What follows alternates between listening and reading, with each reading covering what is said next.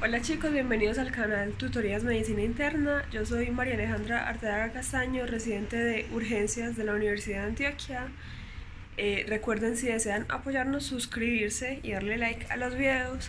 Recuerden también seguir las páginas Tutorías Medicina Interna, Urgencias UDA 911 y para los gamers S-Monk.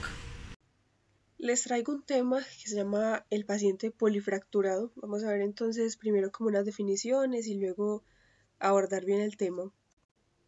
Entonces, primero vamos a hacer una pequeña introducción, definiciones y conceptos, como les decía, qué es el paciente polifracturado y como la diferencia con el paciente con politrauma, algo de visión en túnel que quisiera mostrarles que es fundamental, porque a pesar de que tenemos esos conceptos un poco, digamos, pues, entre comillas, psicológicos, un poquito olvidados, son conceptos fundamentales para poder abordar adecuadamente a estos pacientes en los servicios de urgencias. Y luego vamos a coger cuatro urgencias, digamos, ortopédicas en ese paciente que tiene polifracturas y que yo debo tener en cuenta, como tener presente que debería hacer algo extra en ese paciente, en esa fractura específica, en un contexto pues de trauma. Y en las conclusiones finales.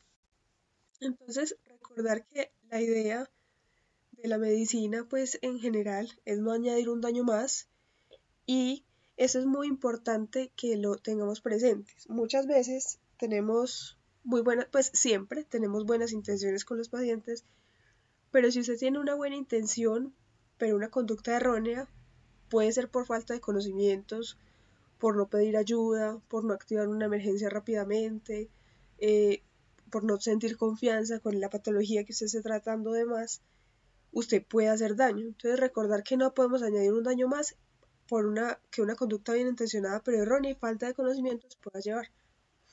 Entonces desde hace muchísimo tiempo pues viene surgiendo todo este tema de cómo tratar al paciente con una fractura y cómo tratar al paciente con trauma, con politrauma o con polifracturas.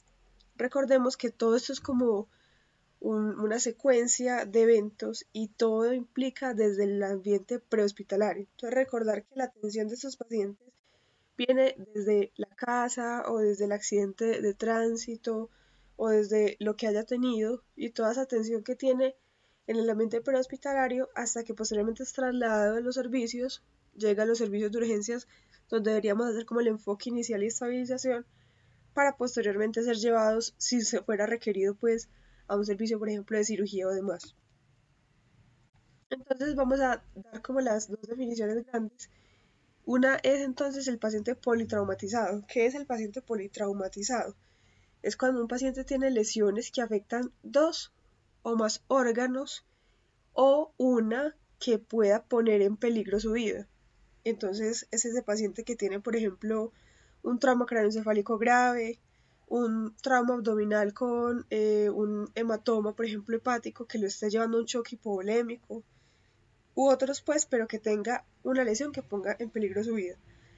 Pero cuando hablamos de policontusionado o polifracturado, es un paciente que no presenta lesiones con compromiso vital inmediato, pero es un paciente que tiene dos o más traumatismos menores en el caso del policontusionado y en el caso de polifracturados dos o más fracturas. Esto casi no lo usamos y uno ve mucho que llegan pacientes con, digamos, entre comillas, varios raspones, por decirlo así, y se menciona como paciente politraumatizado, cuando en realidad pues no tiene ninguna lesión verdaderamente importante. Entonces, policontusionado o polifracturado son conceptos que también podríamos utilizar.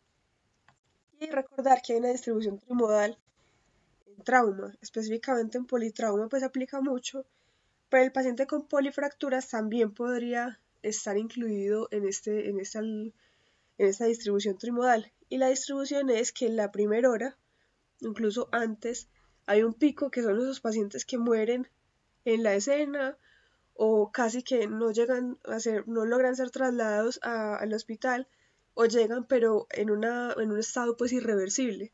Son pacientes que por ejemplo tienen trauma aórtico, un trauma craneoencefálico grave, un trauma cardíaco que los lleve por ejemplo a un taponamiento y un estado irreversible cuando llegan a los servicios de urgencias, trauma de médula espinal u otros.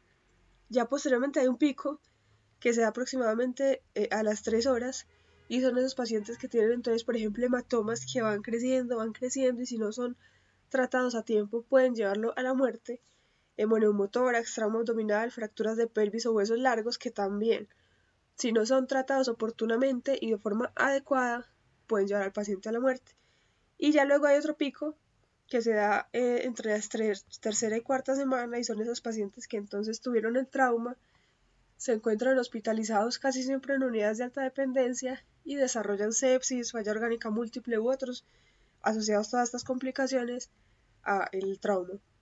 Vemos acá que les quería resaltar pues en esta zona, fractura de pelvis y fractura de huesos largos, porque entonces pueden ser pacientes que no tengan un politrauma, pero que tengan un polifracturas y que usted, si no detecta rápidamente el riesgo que tiene ese paciente de tener complicaciones, puede llevar al paciente incluso a la muerte. Entonces recordar que el paciente con politrauma se maneja con el ABCDE, pero el paciente con polifracturas también debería ser evaluado de esta forma, paciente con 2 o más fracturas.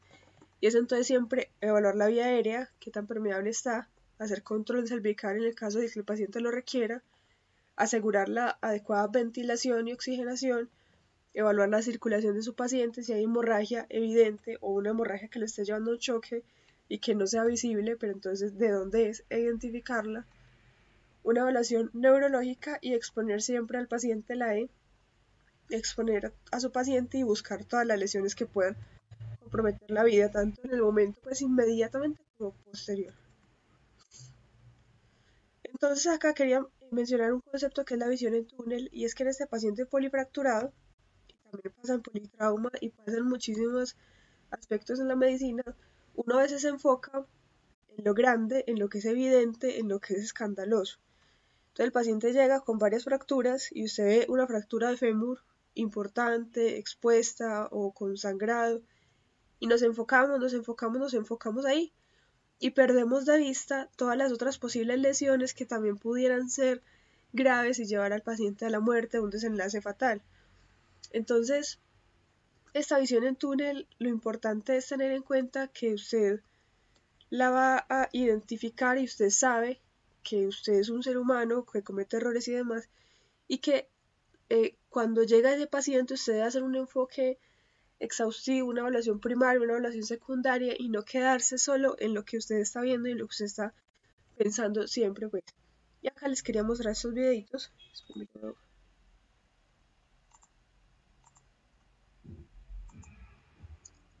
Agencia de autos de Inglaterra, donde me robé este video, pero no le demos importancia a eso. Ahora, pon mucha atención en los cambios que hay en la imagen, mientras yo comienzo a decir muchas incoherencias. Por cierto, ¿y esa chica que va caminando por la calle, a dónde irá? ¿De qué color ves las casas? Yo al principio las vi blanco con dorado, y ahora azul con negro. Hablando de colores, ¿qué es blanco, negro, blanco, negro, blanco, negro? Pues una monja cayéndose por una escalera. Ja ja ja ja ja. Ok, no fue gracioso. Espero no defraudes más a tus padres reprobando esta prueba de atención. Ya sé, tal vez no has notado que las cosas han cambiado antes que tus ojos lo hayan notado, lo hayan notado, lo hayan notado, lo hayan notado.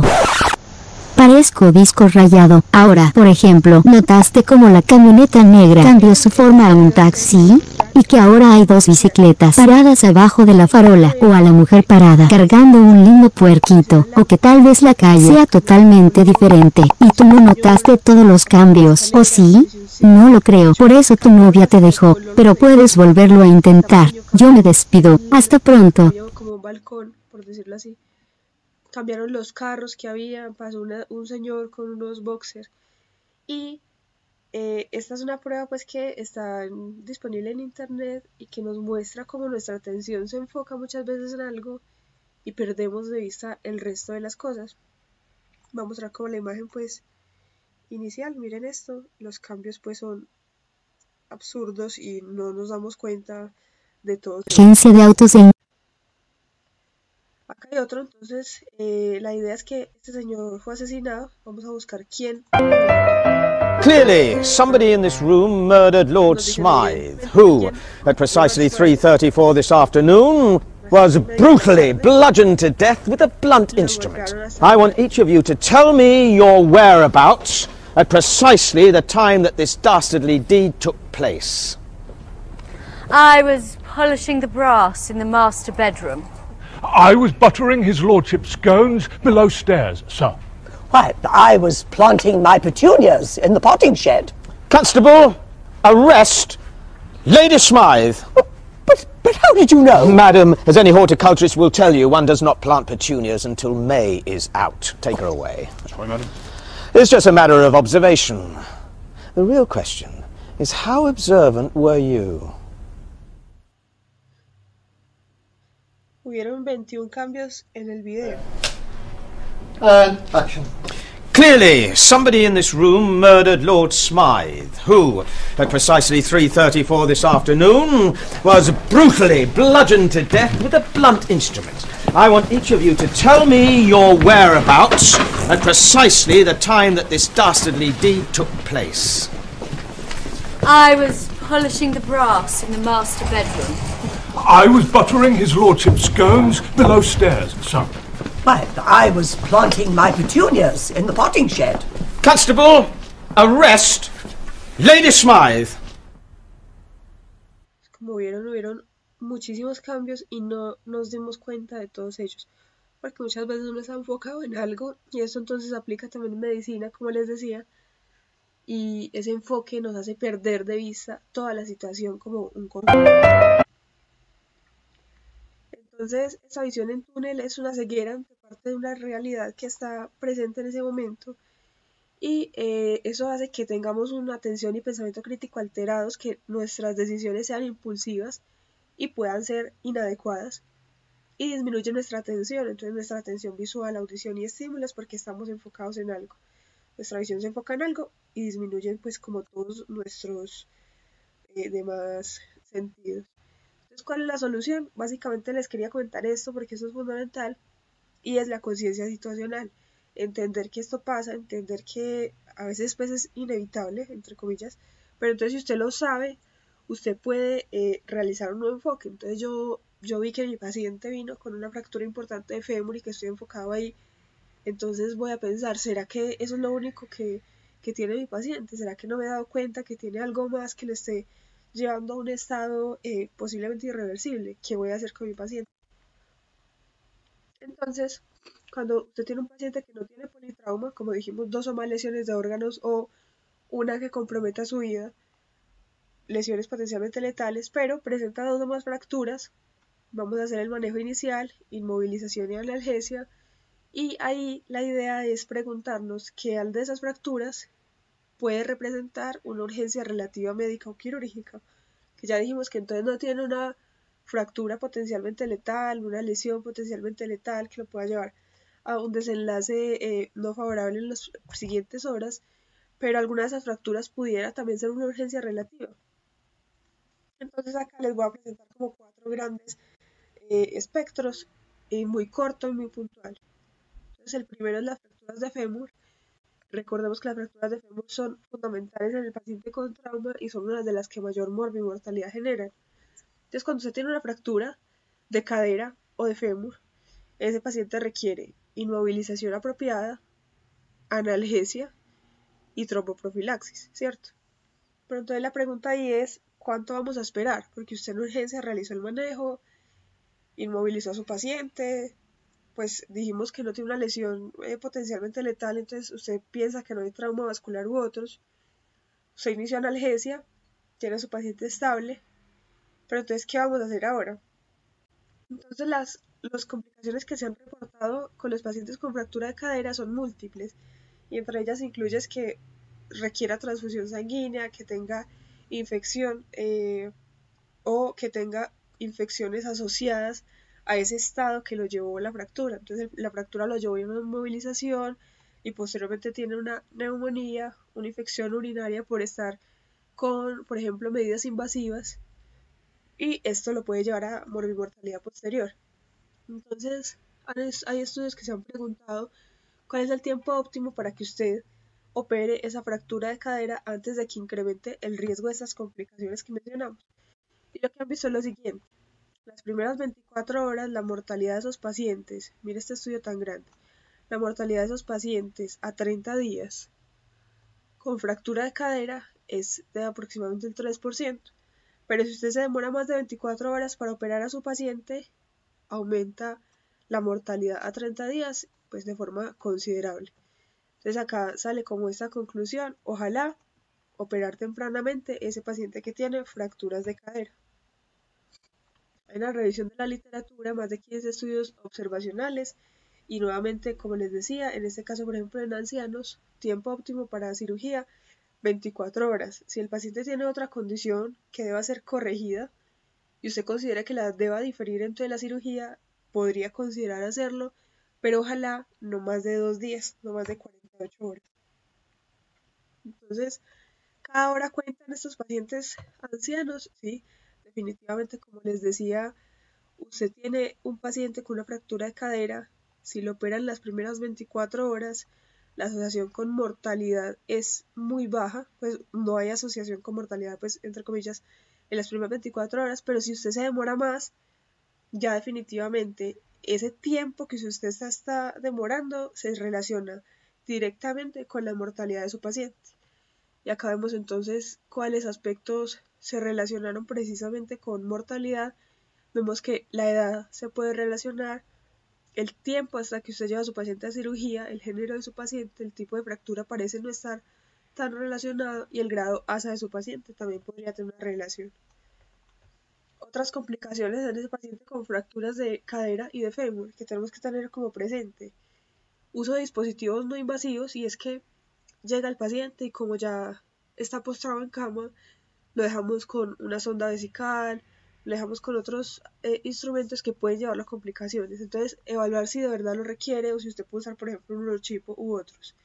La asepsia y antisepsia apropiada, tromboprofilaxis, porque estos pacientes desarrollan un alto riesgo de eventos tromboembólicos, y la fijación externa temprana también en el paciente con fractura de huesos largos. Entonces, ahí aplica, por ejemplo, el paciente con fractura de fémur, no propiamente cadera, sino fémur, que usted pudiera hacer una fijación externa tratando de evitar que ese paciente haga una embolia grasa tempranamente, precisamente por esos fragmentos que están ahí, digamos, expuestos.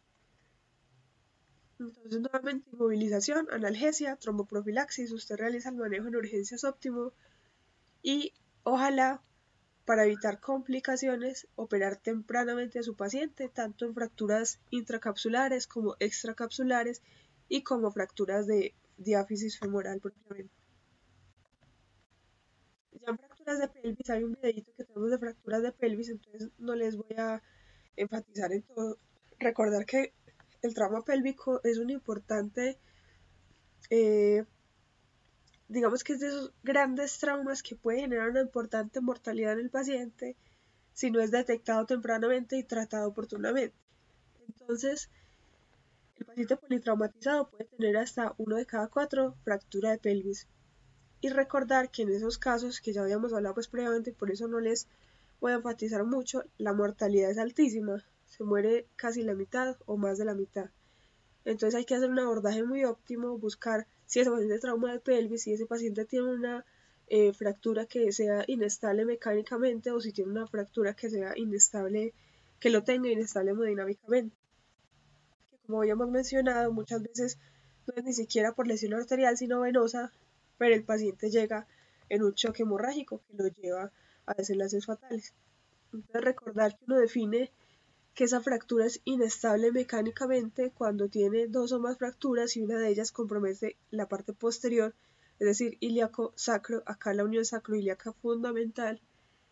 Y cuando usted tiene esa fractura, pero además está asociado a un choque hemorrágico, entonces estamos hablando de politrauma. En polifractura, igual recordar que usted puede tener fracturas de pelvis, fracturas incluso inestables mecánicamente, pero que el paciente no está inestable hemodinámicamente. Pero no significa que esa fractura usted la pueda dejar ahí el tiempo que sea o sin inmovilizar además, sino que también debe tratarse oportunamente.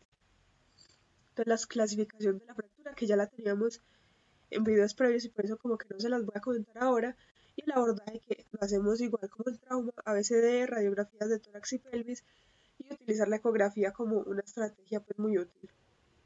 Ese algoritmo ya lo teníamos entonces. Nuevamente, recordar el manejo inicial de todo paciente con politrauma. Si el paciente tiene inestabilidad hemodinámica y usted sospecha que sea por la fractura de pelvis, que lo tenga inestable, utilizar la cincha pélvica y ya evaluar qué imágenes va a realizar o si el paciente requiere ser llevado a cirugía. En la estabilización pélvica, nuevamente utilizamos la cincha. Ya posteriormente, si usted utilizó esto y el paciente continúa pues o tiene una fractura inestable mecánicamente y que lo tiene inestable hemodinámicamente, ya se lleva empaquetamiento preperitoneal o fijación externa de la pelvis o demás por las especialidades pertinentes. En polifractura, entonces recordar que no es una lesión potencialmente fatal, porque esa sería politrauma, pero sin embargo tenemos que tener presente identificar ese paciente que también pudiera tener una fractura de pelvis y tratarla también oportunamente. Las fracturas abiertas son entonces también esas otras urgencias relativas en el paciente con polifractura. Recordar que se da en promedio en los 45 años y más que todo en hombres. La localización más común es en tibia y falanges de los dedos y el mecanismo de lesión muchas veces es trauma de alta energía, pero a veces tienen lesiones adicionales hasta un tercio de los pacientes. Es decir, tiene una fractura abierta, pero además tiene un trauma vascular, un trauma nervioso u otra lesión en otras zonas del cuerpo que debemos evaluar. Siempre clasificarlo según Gustilo, que esa la podemos pues tener como presente para hablar principalmente del grado de contaminación y cuáles son las estrategias que yo voy a utilizar. Y recordar que el antibiótico debería utilizarse entonces en algunas fracturas abiertas específicamente y que podría reducir eventos pues adversos en los pacientes. No siempre en todas las fracturas abiertas se debe usar, por ejemplo las Gustilo 1 podrían no requerir antibiótico terapia y el resto podrían requerir, pero no utilizarlo más de 3 días porque no estamos tratando una infección, sino que es como una especie de profilaxis, pues por ser precisamente una exposición de un hueso. Entonces el manejo en urgencia siempre es lavado con solución salina, se recomienda que sea solución salina y que sea abundante hasta que usted macroscópicamente logre ver que la herida sea limpia, aplicar toxoide tetánico, iniciar el antibiótico en menos de 1 hora en ese paciente que lo requiere y lo puede dejar 24 a 72 horas según su consideración, estabilizar la fractura, porque como les decía hay fracturas por ejemplo de huesos largos que pueden llevar a complicaciones como embolia grasa u otros, manejar el dolor oportunamente en urgencias, sea con bloqueo, sea con analgesia pues sistémica o demás, lo que usted pues tenga disponible, irrigación y desbridamiento en las primeras 24 horas en ese paciente que también tenga fracturas importantes, idealmente en las primeras 12 horas. Y hay otra urgencia relativa, esta me parece que puede ser inclusive más que muchas otras, que es la luxación de rodilla. Entonces en la luxación de rodilla tenemos que usted la puede clasificar como lateral, medial, anterior y posterior. Recordar que uno clasifica según el segmento más distal. Entonces, por ejemplo, esta luxación es una luxación anterior y esta luxación, por acá no la tenemos, ahorita les muestro la posterior. Y ya lateral o medial, sí, pues obviamente según los segmentos que usted tenga comprometidos. Por ejemplo, acá esta precisamente es una luxación posterior, el fragmento distal está desplazado hacia posterior. ¿Cuál es la urgencia real de que usted tenga una luxación de rodilla? Lo que pasa es que la arteria poplitea es una arteria que se relaciona íntimamente con todos los fragmentos óseos y miren cómo pasa pues íntimamente relacionada con fémur y tibia. Entonces cuando usted se luxa específicamente la luxación posterior, sin decir que el resto no pueda generar una lesión, usted acá rápidamente podría generar una trombosis traumática, una sección inclusive de la arteria y esto llevará isquemia de su extremidad. Entonces esta es la verdadera urgencia. Han estudiado pues esto y por ejemplo en este que usaron 245 pacientes con luxación de rodilla para ver quiénes tenían lesión de la arteria poplitea, vieron que más o menos un tercio tenían lesión de la arteria poplitea y requerían cirugía vascular en las primeras 6 a 8 horas para evitar amputación. Incluso los pacientes manejados después de ese tiempo, miren que es un tiempo muy corto, la mayoría fueron llevados a amputación y 14% terminaron con cambios isquémicos. Entonces por eso lo importante de tener una luxación de rodilla, usted qué va a hacer, cuál va a ser su conducta y posteriormente siempre tener presente que puede tener una lesión vascular o nerviosa. En esa revisión sistemática en 2014, con 862 pacientes con luxación de rodilla, vieron que la lesión vascular era aproximadamente el 18% de los pacientes, 80% fueron reparadas y 12% fueron llevados a amputación. Y el 25% además tenían lesión nerviosa que también podría requerir un manejo relativamente urgente. Entonces, con la luxación de rodilla siempre sospechar una posible lesión vascular o nerviosa, vascular principalmente la luxación posterior, nerviosa en la luxación anterior, pero no es pues un signo patognomónico. Usted puede tener una luxación anterior y tener una lesión vascular, sino que siempre tiene que tenerlo como presente.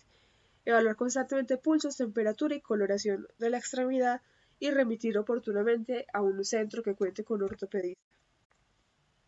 Y muchas veces cirugía vascular. Y recordar acá también dos aspectos como importantes a mencionarles, las habilidades no técnicas y el trabajo en equipo. Y es que recuerden que si usted no declara la emergencia tempranamente, usted dice, no, tengo mi paciente con polifractura, pero digamos no estoy tan seguro de que esa luxación tenga una lesión, por ejemplo, vascular, pero entonces me voy a quedar esperando, no estoy completamente seguro, yo no declaro que requiero apoyo en ese momento, no pido ayuda, no hago chequeo cruzado con mi equipo y yo puedo llevar entonces a un desenlace fatal a mi paciente. Entonces, en trauma, considerar siempre todas las lesiones posibles y hacer una evaluación completa de los pacientes. Si usted descarta que el trauma sea potencialmente fatal, no olvidar que hay lesiones que si bien pueden no llevar a su paciente a la muerte, sí tienen alto potencial de generar daño. Si usted puede tener a su paciente con una fractura de fémur, que no lo tenga inestable, que no le esté llevando a un evento pues catastrófico inicialmente, pero que lo lleve por ejemplo a una embolia grasa, luego requerimiento de UCI, requerimiento de ventilación mecánica y demás, y eso llevará una importante morbilidad a su paciente.